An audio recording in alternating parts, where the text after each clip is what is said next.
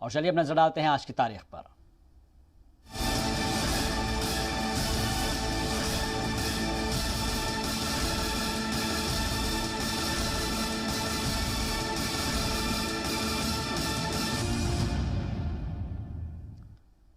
तो शुरुआत करते हैं 1347 से, जब आज ही के दिन अलाउद्दीन हसन गंगो ने राजगद्दी संभाली थी और बहमनी राज कायम किया था।